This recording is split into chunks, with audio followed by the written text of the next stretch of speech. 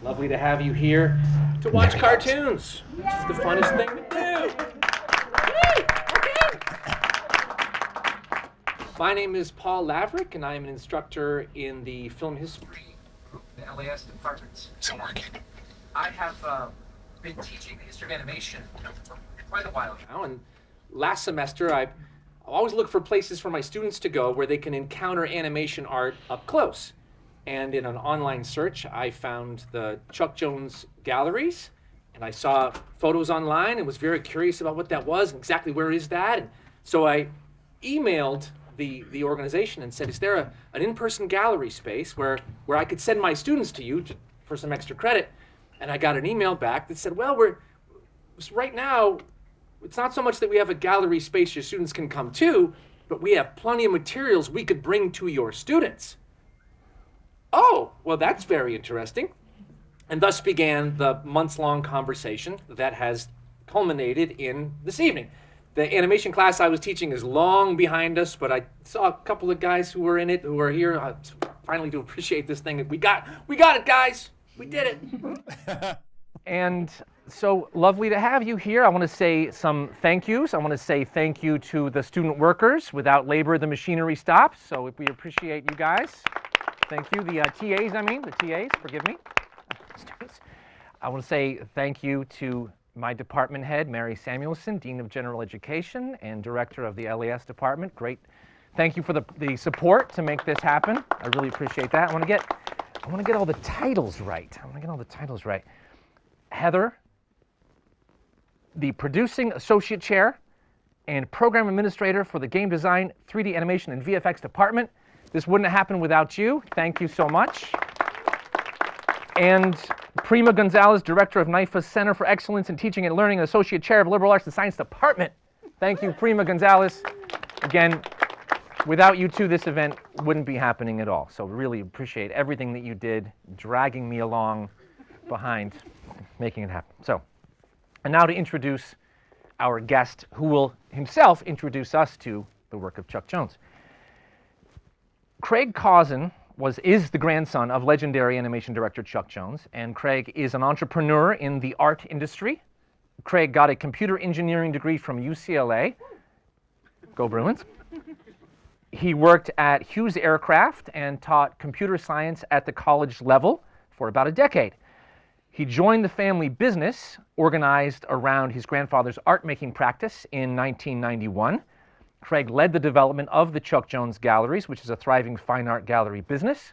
And he is the founder and chairman of the Chuck Jones Center for Creativity, a place to unleash the creative spark in people of all ages. Let's give a warm NYFA welcome to Craig Kausen. The NYFA welcome, no less. Thank you, Paul. Thank you, Craig. You've already thanked everybody I was going to thank with Heather and Prima, and wow, that's bright. I'm going to stand right over there. No. Is it following me, you think? Oh, there, that's much better. Merrie, thank you. It was nice to meet you, Stephen. I've met some of you, but I hope to meet each of you at some point when you come up to look at the little fun things that I brought to show you later.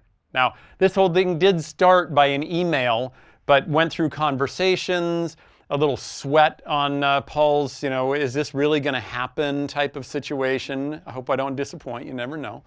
But what I would like to, well, first of all, maybe, what would you like to know at the end of today? Just anybody. You don't have to raise your hand. What would you like to know more about? So I make sure that I will address that. That you have nothing. You don't care about anything. You came for the cartoons. How Chuck Jones got into the business in the first I place. like it. That's a good one. The process is good. Okay. All right. I think. What's that again? Workflow. Ooh, that's about 2.5 hours. So we'll see if we can get that in. So, what's that? Well, I know it said on the little poster, but it said your creative philosophy. Ah, yeah. We'll get there. I like it. Absolutely. So yeah, and then one of the things that I want to give you some perspective, because I did, as I go travel around and make presentations and go to school systems and whatnot. A question is, does anybody know Chuck Jones? Who doesn't know of Chuck Jones? B, yeah. That it's usually about 60% are kind of like, yeah, I think I know the name. And then, anybody know Bugs Bunny? That, okay. Anybody know Marvin Martian? Okay, so the characters that he developed, you'll know. But I want to give you some perspective, because who thinks, I don't know, like the early 60s is a long time ago? Like ancient. Yeah, that really hurts me. But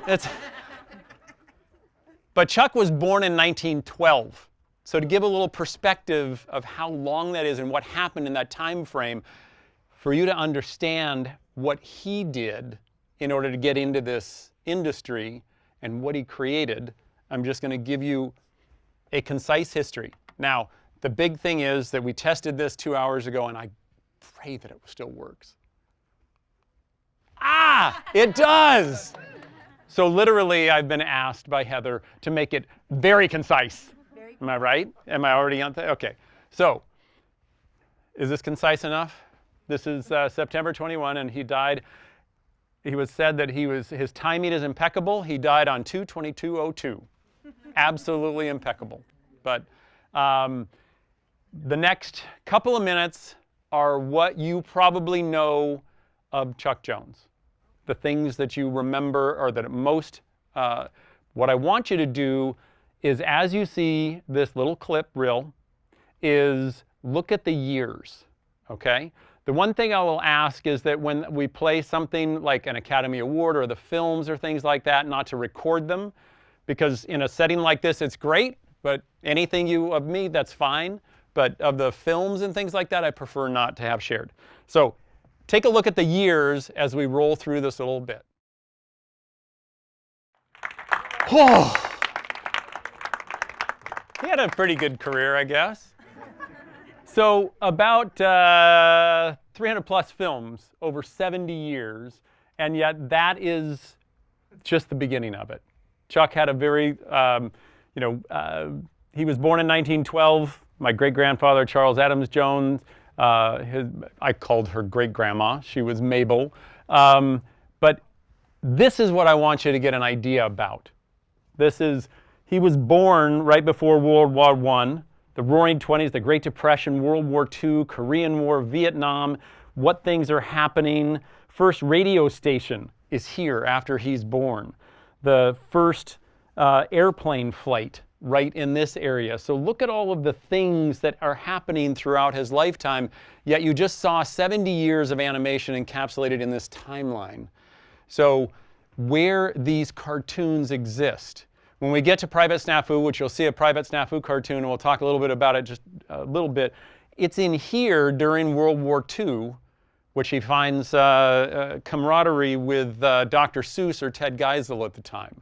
So he grew up, he and his siblings started to draw. I'm going to skip a couple of these things just because Heather said so. And I can blame it on Heather anytime I want. Anybody know what the Stanford 9 test is?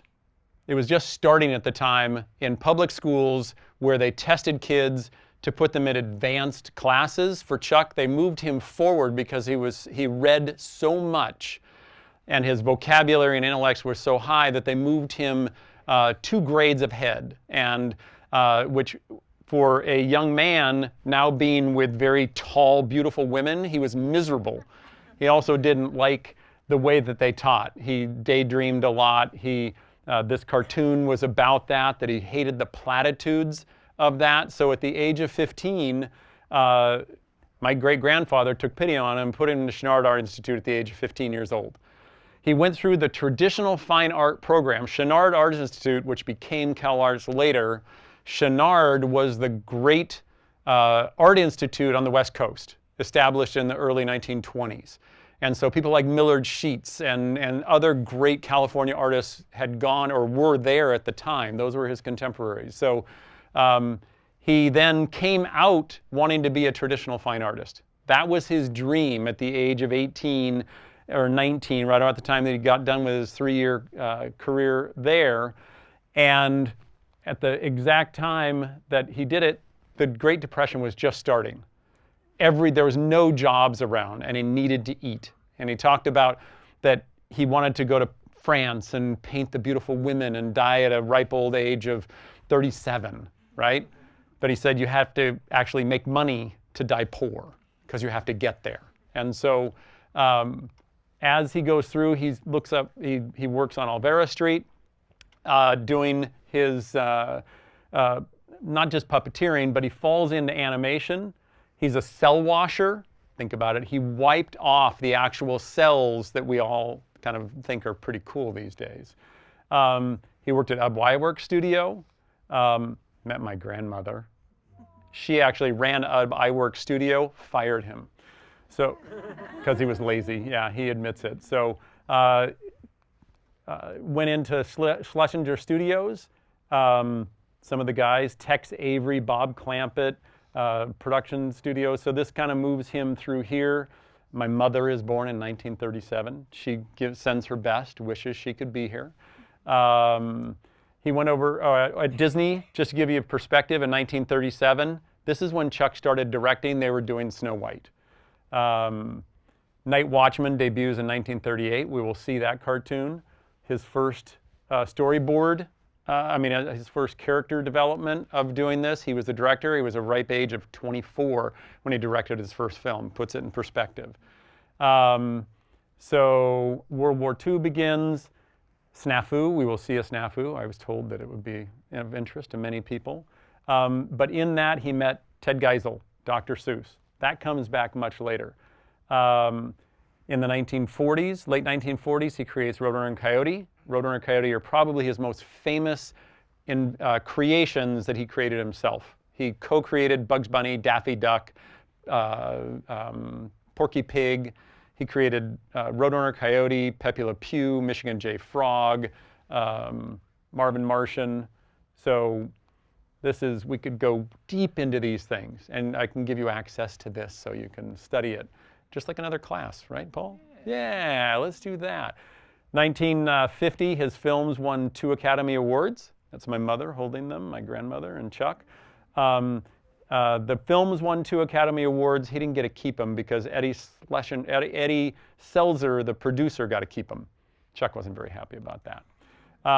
In the Golden Age, 1950s, we'll see a few of the 1950s cartoons tonight. This is what they refer to as the Golden Age, especially Chuck's Golden Age of animation. As these guys working together for 20 plus years, becoming very good at this process you were asking about. And in 1996, Jerry Beck, if anybody knows historian Jerry Beck, he's written a number of books. He asked 1,000 animation professionals what the best short subject cartoons were, and they compiled the top 50. And it's a book called The 50 Greatest Cartoons. Chuck's films, in order of What's Opera Doc being number 1 through number 48, The Dover Boys. He had 10 of the top 50, including 1, 2, 4, and 5. So he was a traditional fine artist. He went through, I'm trying to get anything else, and then he finally won his Academy Award in 1966. Yes, for A Dot in the Line. So my earliest memory. I'm going to skip the videos that I brought, and if we get time, we'll look at them. We're doing fine. Quickly on the process. So how long do you think a Chuck Jones 6-minute cartoon took to make? 2 months. 2 months. Okay. Anybody? 6 months. 6 months. Anywhere between 6 to 10 months. The reason that is because, and Chuck always talked about his cartoons being the Model A Ford, and Disney was the Cadillac. The way that they did that is they did storyboards for 5 weeks, which we'll show. He did layouts for 5 weeks, and it went through a lockstep process for 6 to 9 months, animation and whatnot, to get to the final product. So we'll go into more detail, and you'll see some of the artifacts later, but I'll get into more detail. I think the best way to go is because we're in the 60s, he did things in the 70s. I'm not going to play, he won the Academy Award. He did The Grinch, 70s. See, we're just rolling right through. In the 80s, he did more fine art films at Chuck Jones Film Productions, literally 2 doors down at the Dults building. He did many of these cartoons and then back on the lot. His last We're not going to see that. He got a Lifetime Achievement Award in 1996, presented by Robin Williams, which is pretty cool. And his last project was Timberwolf. So he did a little bit over this span of time, but I think what we really want to see is some cartoons. And then we'll talk a little bit later about it. How's that? Yeah, okay. Well, hi, Paul. Hi. How are you, Craig? You know what? I'm loving this. Okay, what's Opera Doc? I mean, every time I see it, so I touched upon it, but that was the film by 1,000 animation professionals selected as the greatest cartoon of all time. It was the first film that was inducted, the first animated film that was inducted to the National Film Registry, the same year that Citizen Kane was inducted into the National Film Registry. So every time I see it, it's Maurice Noble and Chuck Jones. And there was another layout artist that was working on the film to begin with Chuck. And it has more scenes in it than any other Looney Tunes cartoons. It's got like 80 scenes in there in 7 minutes. And the layout artist before wanted to do the whole thing under a proscenium arch, you know, the opera on the stage and whatnot. And Chuck didn't like the way it was developing. And so he kicked him off and asked Maurice, who had worked on Fantasia, as I mentioned before. He said, Maurice, is this the way you would do it? He says, no, no, no. What I would do is make it in the scene of where it should be. I mean, that is a Wagnerian classic. I don't know if any of you like opera or even know much about opera, but that's a 4-day opera. That's a 13-hour, 4-day opera consolidated into 7 minutes. That's Mike Maltese and Chuck Jones put together. And with Maurice Noble's classic layouts, I truly believe it is the greatest cartoon. In his biography, Chuck Amuck, his autobiography, Yeah. he talks about how typically they would have, each unit would have to release a new animated film every 4 to 5 weeks. Mm-hmm. And he said this one was so complex compared to every other one that they made that he had to steal the extra time. He said he knew he needed about 8 weeks or 9 weeks to work on this, the animation part, or to delay the release. He said that Yep. he Instead of 6 to 9 weeks, it was like a 6 to 9 months. It was like a 10-month cycle, but because it needed more time, it was start to finish. They stole from Roadrunner Coyote cartoon because they didn't have dialogue. They knew what they were doing by then. This was the late 50s, so they'd already done that. So it was. But they kept the producers in the dark about what they were working on.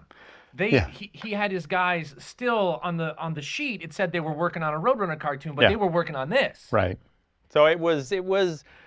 They tried not to tell Eddie Seltzer anything ever. In fact, Chuck used to tell the story that on the studio, literally right across here, you could walk. It's less than half a mile to where the studio. That building is still there, but they set up a system in the studio. Have you heard this before? No. Oh, okay, good. I have to repeat myself, so no, I don't. But Chuck was talking about this, that the receptionist, Eddie's secretary, they hooked up a wire from her desk down to the writers. They would have storyboard writing area, and Eddie would come down. He knew nothing about animation. He was the son-in-law or the step-nephew of something of one of the Warner brothers, and he got put into the job. He had no idea how to make animation. And so when he would go on his walkabout to make sure the boys are, making good cartoons, they would flash a light in the story room. And everybody would strike a pose, either kind of, or smoking a cigarette, taking a nap. Nothing would be getting done. I mean, he would come in, he'd open the door, and nobody would flinch. Nobody would move. And he'd kind of storm around and look at things and like what's going on, and no one would respond to him. And then he'd storm back to his office. And then they would start to work again. And then lo and behold, summit time in the future, the light would go back on. He'd come back down. Everything was up on the thing, and they'd all be in different poses, just and he never really got the idea how anything possibly got done. Well, speaking of Eddie Seltzer, he was the producer. Once Leon Schlesinger sold his studio to Warner Brothers, Schlesinger was no longer in charge of the films. Now Warner Brothers assigned Eddie Seltzer, who had worked in the publicity department, to be the new head of the animation unit. And there were some choice quotes about their working relationship, and I wanted to ask him to tell me more. There was one point where they were having a story conference, and they were enjoying the gags that they were building on each other and just having a lot of fun. And Seltzer stuck his head in the room and said, "I don't see what all this goddamn laughter has to do with the making of animated cartoons." That was a true statement, yes. He also said, "I don't want any gags about bullfights. Bullfights aren't funny." And that was the inspiration for Bully for Bugs. That is another true statement. He and Mike Maltese were talking about bullfight, or no, they were talking about a different story gag, and Eddie came in and said exactly that. He goes, "Don't do anything about bullfights. Bullfights aren't funny." And then he stormed off, and he looked over at Chuck, looked over at Mike, and said, "Well, there's got to be something funny about bullfights, because Eddie has never been right in his life." And that has how Bully for Bugs got started. So yes. He said, this is quoting from Chuck Jones, he said, "Eddie Seltzer gave the animators someone to actively dislike. Creativity without opposition is like playing polo without a horse." Even though I'm reluctant to say it, Eddie Seltzer, for all the wrong reasons, did all the right things to keep our creative nerves on edge and therefore active. Did he ever say more about how out of this conflict came creativity? So Chuck was a firm believer, and somebody did ask about philosophies of creativity, and that unleashed creativity is chaos. I mean, that was part of Chuck said there had to be discipline.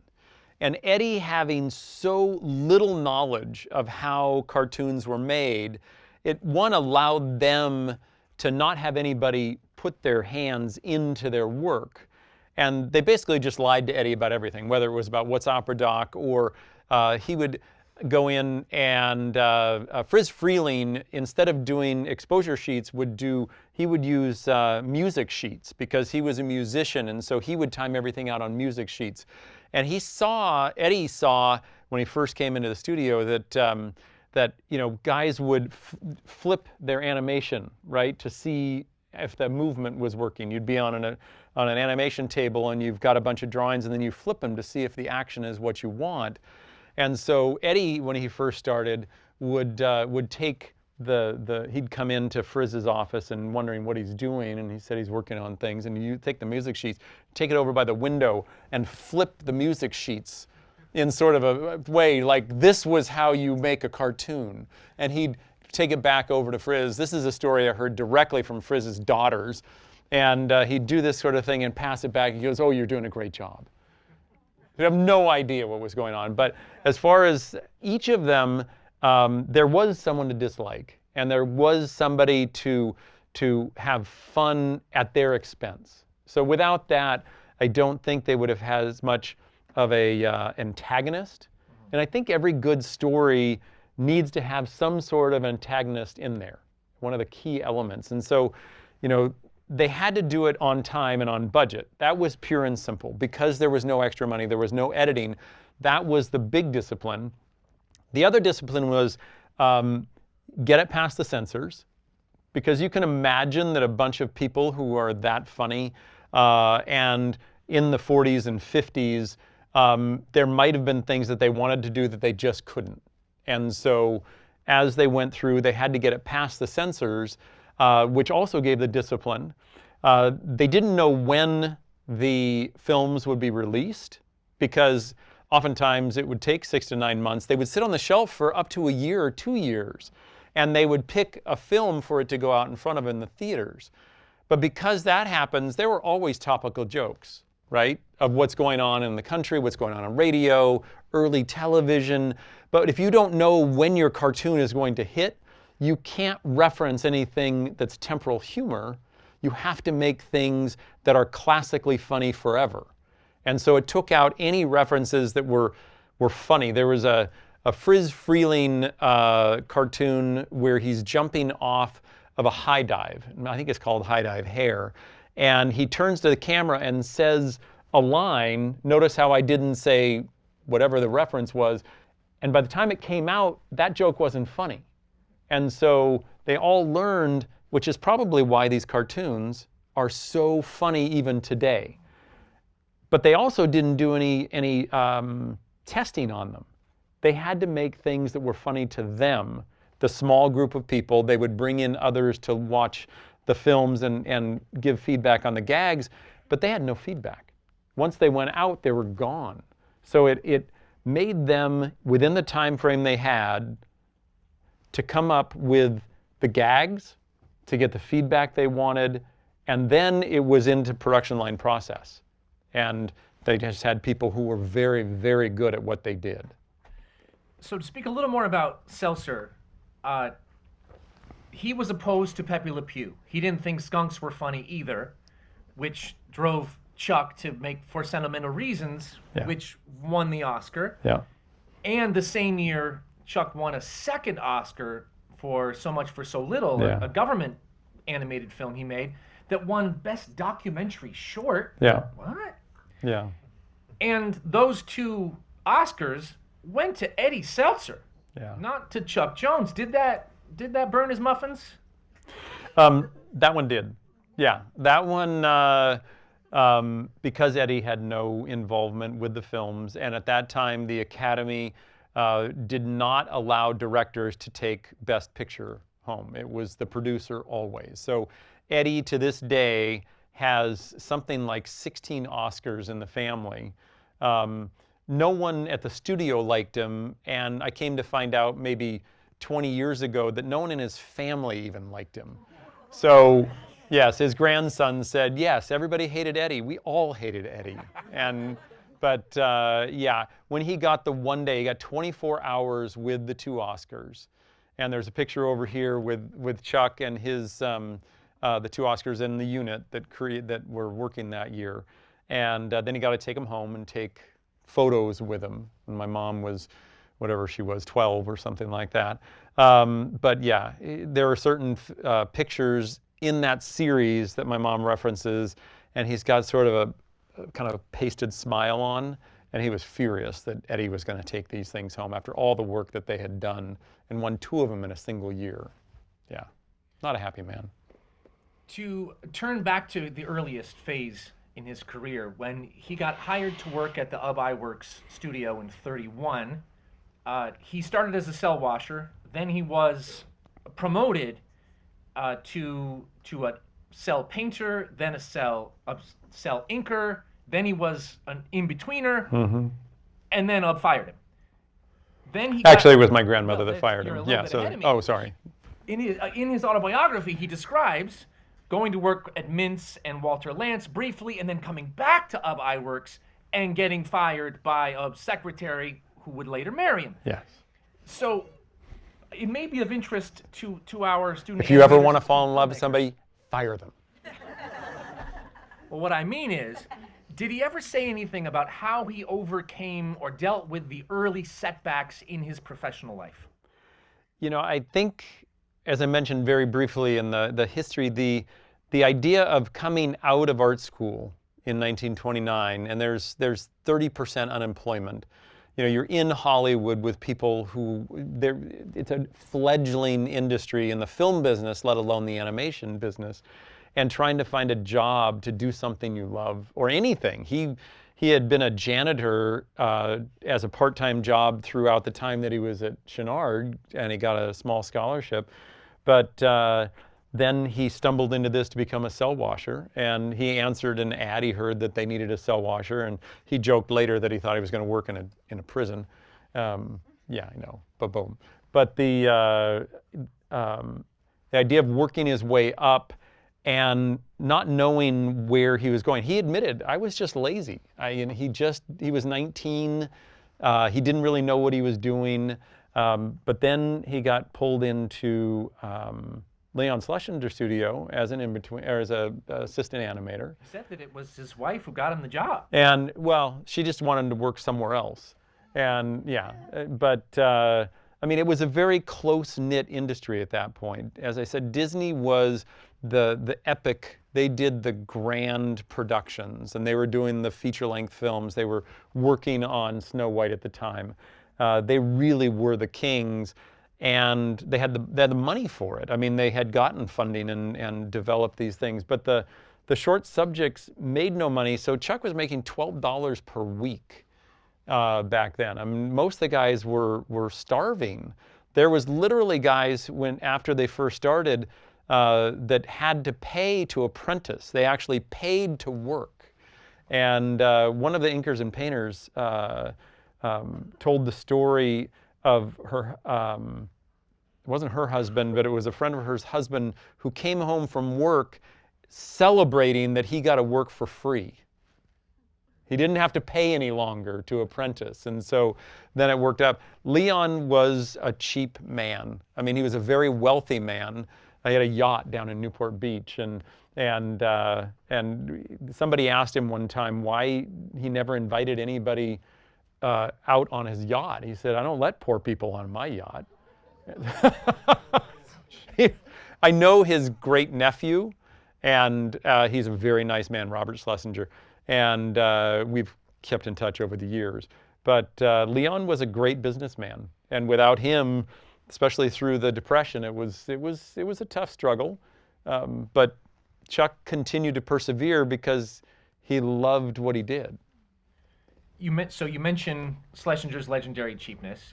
In 1941, the Screen Cartoonists Guild organized Schlesinger's studio, and Schlesinger locked them out. It was a 6-day lockout. Mm-hmm. Chuck referred to it as our own little 6-day war. And thereafter, there was like a $5 a week raise for the painters, that kind of thing.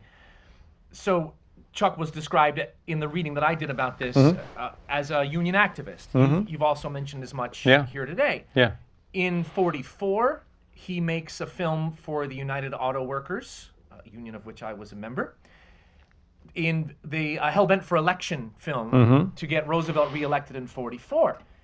So he's a union activist. He makes animation for a labor union as a labor of love on evenings and weekends. Yeah. And he's campaigning for Roosevelt. Can you say anything more about how his worldview or his politics infused his art?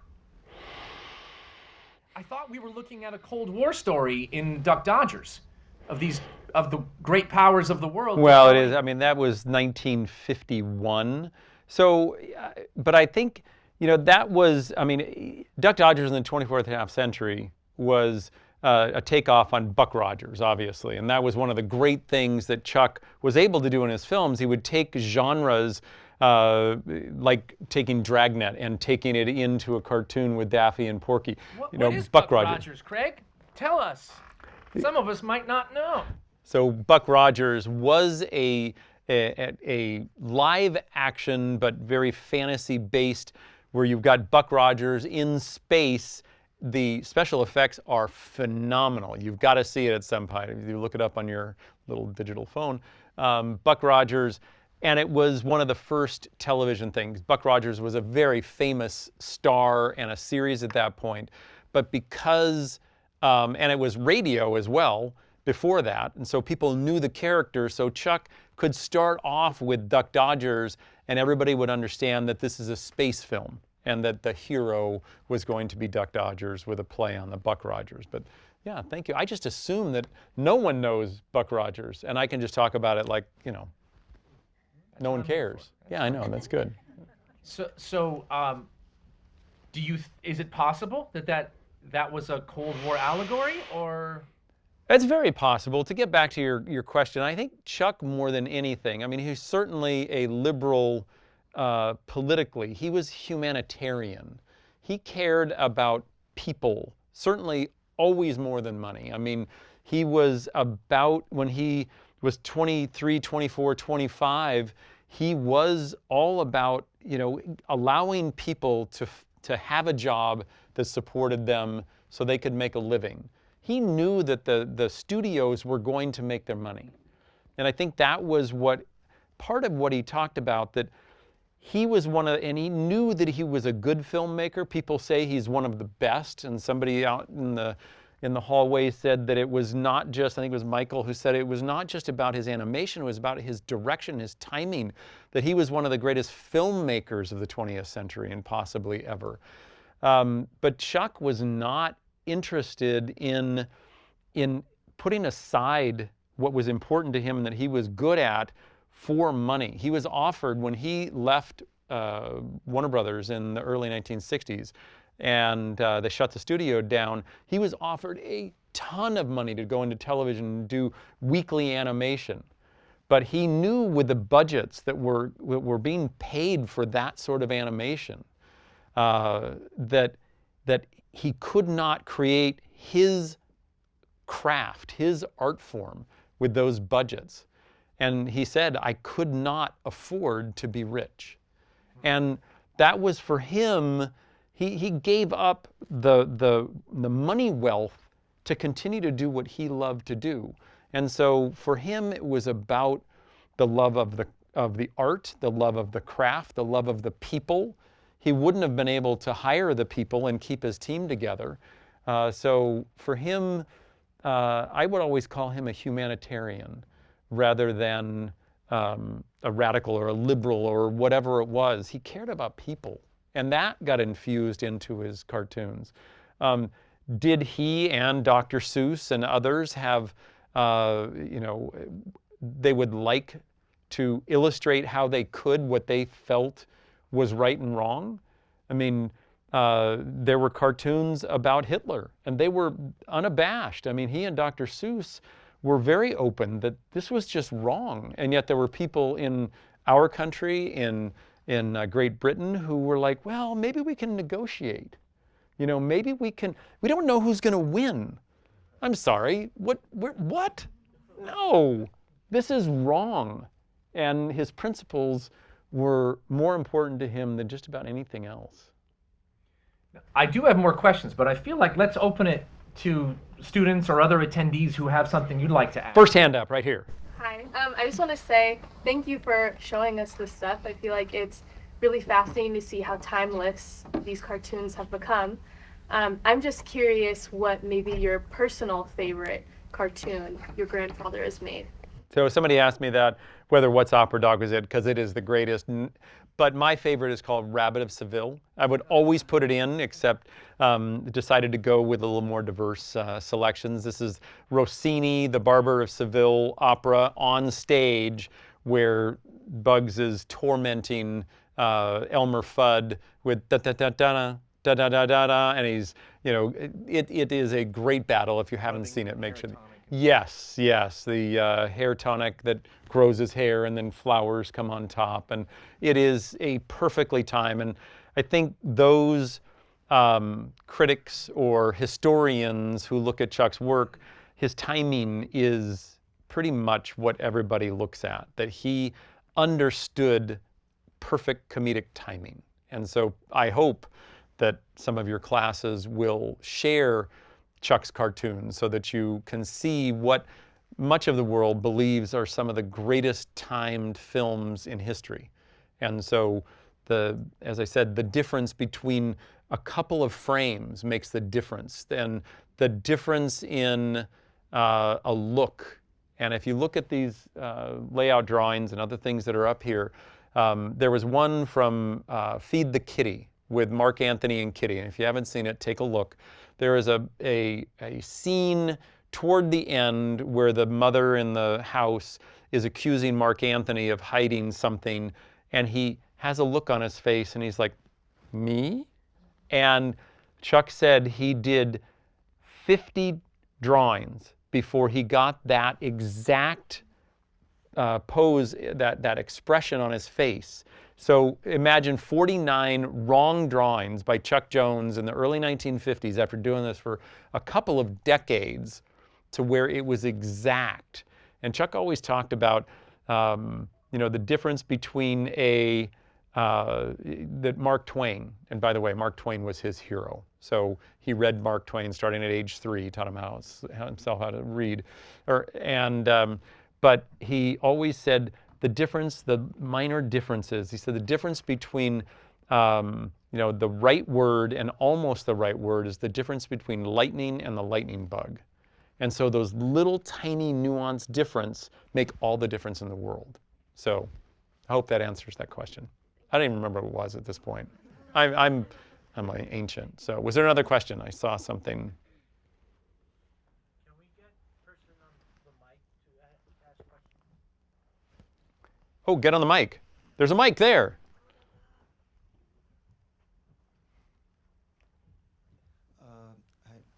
So, which film did he took a lot of time to make? You said it's 6 to 10 months or something. So, is there a film that he took a lot of time and he got too hard to film it? So the last film that we saw, the What's Opera Doc, was the one that Paul was referencing that he spent actually an extra large amount of time on. Probably the shortest cycle that they ever did was probably 5 or 6 months.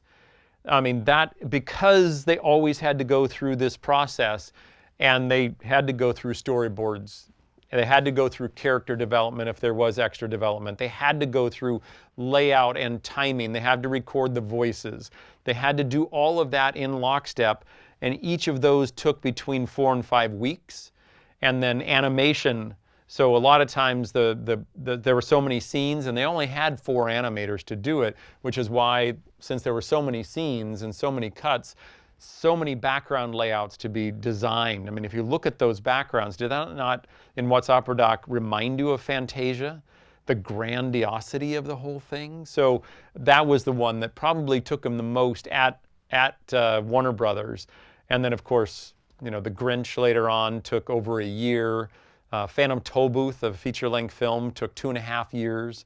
But none of them became so arduous that he couldn't finish them. But there was more time put into a few of them. Thank you. Thank you. You got to get on the microphone, man. I'm an actor. I can project. But they can't record. I want you for the recording, Billy. That's right. Now you're a star. You talked about iWorks, and you mentioned like kind of what's going on at Disney. I was wondering what the social relationship was between the creatives at Warner Bros. And Disney. So Warner Brothers was a little bit the reference is always the redheaded stepchild. It's the one. I mean, Disney was literally. I've never even met Paul before. My stepson, Paul? No. But they were literally doing little films. Disney was developing their shorts early on, just like Warner Brothers was. They were going out, into the theaters, but Disney was creating those shorts to develop the talent to be able to make features. Walt knew that fairly early on and developed a studio around that idea and came out in 1937 with the Snow White. So, What did Schlesinger say when he was asked if he was going to make a feature? I don't remember. He said, "I need a feature film like I need 2 assholes." That sounds right. And they actually did get Daffy's. That was actually pretty funny. It was well put in there. So they actually had a different voice for Daffy, and somebody was asking, what voice, and they had Mel do one with a lisp, and it was pretty good, and everybody knew that Leon had a lisp.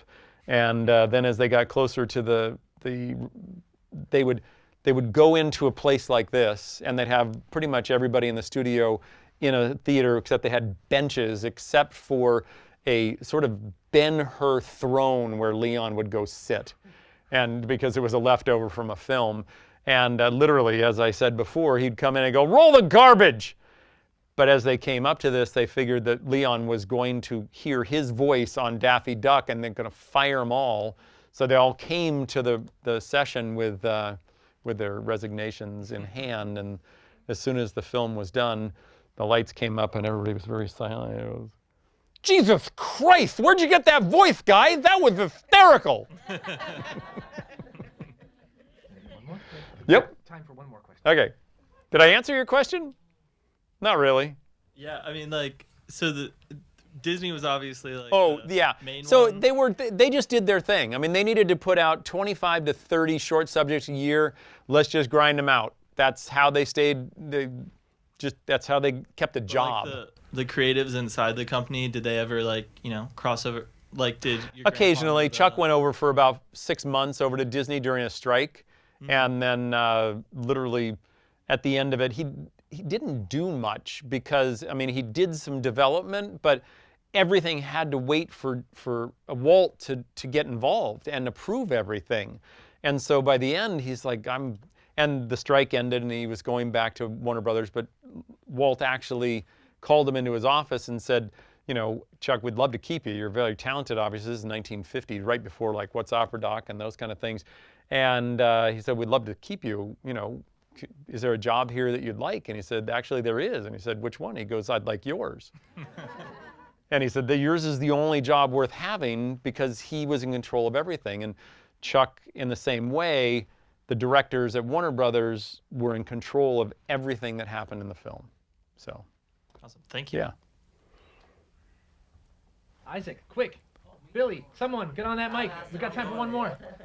I probably am the antagonist today because I'm late. But anyway, so for the animation part and also for filmmaking part, because there's maybe halfway filmmaking students, what is the most important things you think for us to have here in our hearts?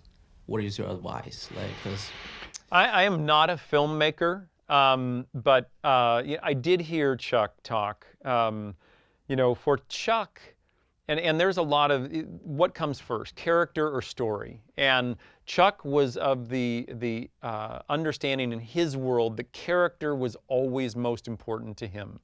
If he understood the character that really were his children, he felt like they came from inside of him, that he would then understand what they would do in any given situation. So you put Daffy Duck or you put Bugs Bunny in any given situation and you knew how they were going to act. That was the most important thing to him. There are others who say you've got to have the story and then you figure out what the characters are like within there. And John Lasseter, actually, Chuck mentored him when he was at CalArts as a freshman, 1973 or 4. Came over to the studio and sat with Chuck, and he says, that's when I learned how to make films. But personally, listening to Chuck talk to other filmmakers, and not just filmmakers or animation producers, but people who have created businesses or the great teachers, the idea of, and this goes back to the question about creativity, that there is an essence inside of each of us. There's a creative genius, a unique creative genius inside of every single person that if you figure out how to listen to it at times, and it's not always there, but when you get very quiet up here, you will, and you said it right, you will hear that creative genius, and then you have to listen to it. Chuck talked about the happy accidents of ideas. That if you are very quiet at times, that you'll have 1,000 ideas and 999 of them will die because they're mutants, they're mutated things. And if you know anything about mutation, most everything that mutates dies. But occasionally there's that happy accident idea that is yours and that's unique, and you have to understand how to cultivate it, how to nurture that idea before someone, usually yourself it starts with, but somebody else comes along and kills it. And so if I pass any idea from my perspective, I'm a computer engineer, and ideas that need to get savored are in technology, they're in education, they're in business, you name it, that you need to practice how to listen to those genius ideas, write them down, cultivate them. They may go through journeys, but at that point, then you can cultivate it. It may not be that first one, but it will be stepping stone to something else. all great ideas have evolution, but you take that and you remember that came out of that whisper place, that place that you're just like, wow, that came from somewhere that I didn't see coming. Grab onto that one and then remember it, and then keep looking back at that. That would be the only thing that I could say. Thank you. Put it in Chuck's language. He once said that an animator's best friends are his doodles. That's where for him, and I wish I'd been able to bring everything, because they're his sketchbooks, his doodles. We've got, within the museum, we've got boxes of, it's called SKDO, Sketch Doodles. And it's just him. Sometimes there's phone numbers on there, sometimes there's people's names on there, but his mind just moving along with his hand, and those doodles are so good. And any of the artists I don't doodle well. Yes, I do, because I've got engineering notebooks, and all of a sudden I'll go back through my years and be like, what was I doing there? Kind of doing stuff. It doesn't look like Chuck's. But there is something to be said about letting your imagination flow. So you've got a question. Yeah, it's a good one. I love good questions. Love your comment. I would like to know if you have an opinion or insight about the Coyote versus Acme case that is happening, and what does it tell about the appreciation for animation in the industry right now? Well, I think animation, first of all, and I've heard this from many different filmmakers, not just animation filmmakers, that what Chuck, Frizz, Disney, anybody who was at the inception of animation and really cultivated it in the United States, which is where it's credited for really becoming famous, that animation imbues everything we do. I mean, every film that's made, every advertisement that's made, basically almost everything has some sort of animation involved with it, because there are special effects. Look at any film and they're incorporating in animation in some respect. And so I'm sad that Acme versus Coyote is on the shelf right now. I have some hope that it will be brought back out. Sketching the basics for us, what it is? Oh, I'm sorry. I thought the question. So it's a project that's really been on the books for about 10 years. And the concept is, and it's fully made film. So John Cena, is that right? John Cena is starring in it. And it is finally, Coyote is suing the Acme company. It is fully filmed, it's fully animated. Eric Bauza, the voice of all the Looney Tunes characters other than Porky Pig right now, is in the can, and Warner Brothers Discovery has decided to put it on the shelf and take a write-off on it. So it continues, it's the third film that they have done that to since Discovery took them over. And I'll be on film. I don't like it that they've made that decision. We're trying to campaign to get it back. So if ever you're anywhere, we want our Acme Coyote. It's kind of like MTV, except we're going to be, much bigger and broader. But literally, it is a live-action animation. Hybrid. Yep. And I have not seen it yet. We have reached out. My mother and I have reached out to the heads of Warner Brothers to see if we can look at it. But everybody who's seen it said it is very good. And I am really hopeful that it will be released. They tried to sell it for a while to another studio to promote it. But we'll see where that goes. I don't have a lot more insight into that. So, and if I did, I can't say it. That was a good question. Thank you. That is a good one. Where's the actor? I mean, he was in the back, and he was. I felt bad. I had already asked.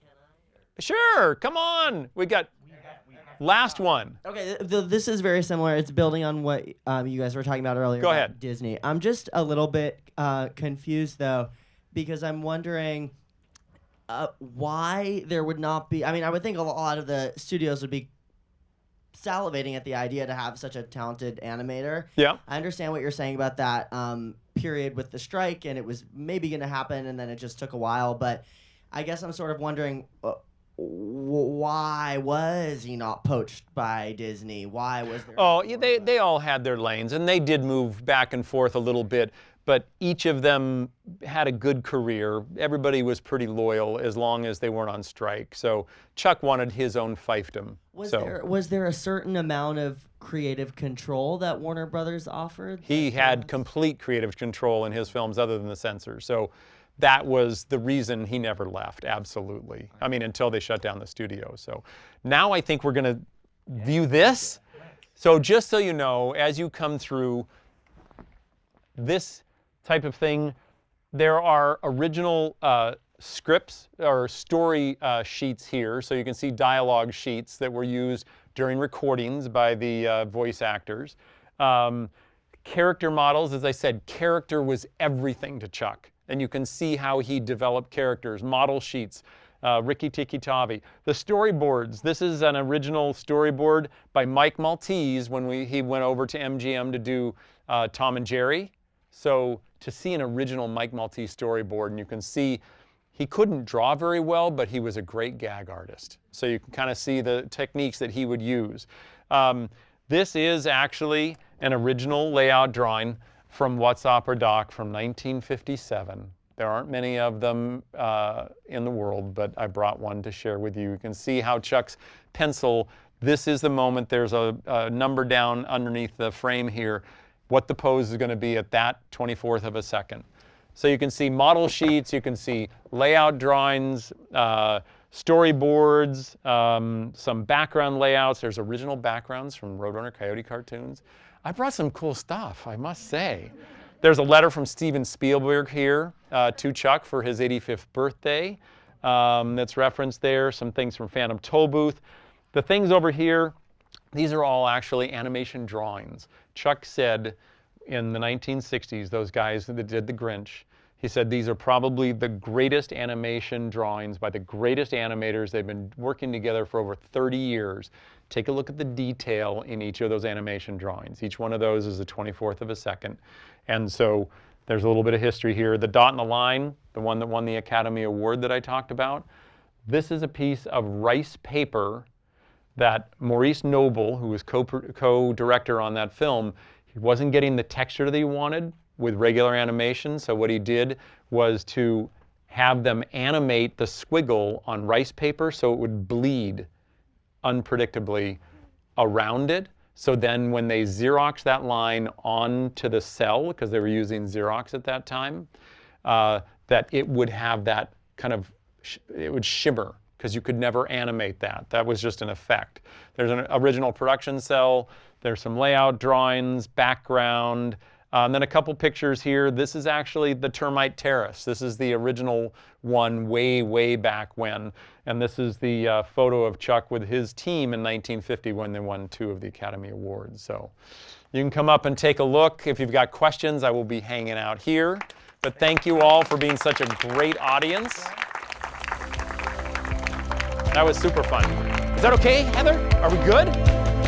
Yes!